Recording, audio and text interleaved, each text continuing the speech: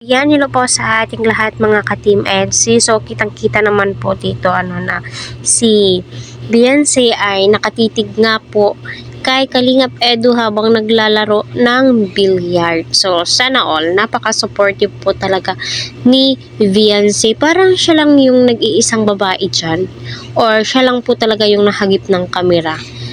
So, ayan, naway patuloy po nating suportahan si Kalingap Rab, Kuya Val, at ang buong team. Huwag po natin skip ang kanilang mga ads para sa ganun nga po ay marami pa pong kababayan po natin ang kanilang matulungan at malingap.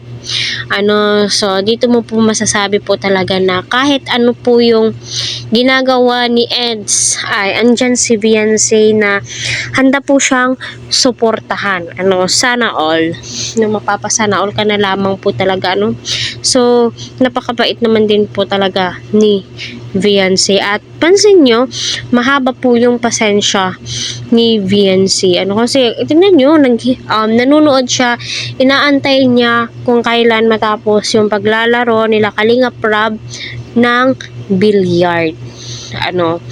Kasi parang shooting to sa anong part nung bago po sila pumunta sa Palawan, 'di ba?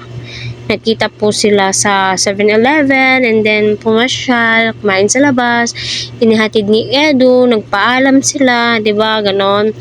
'Di ba? Napakabait nila Kalingap Rab, napaka-supportive po sila sa mga key angels nila.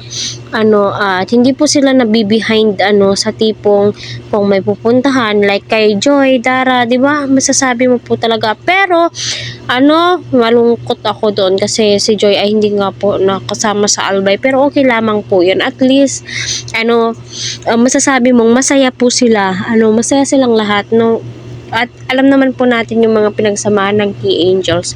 Lalong-lalo na po itong si Beyonce. That time, ay naku, napakaganda po niya.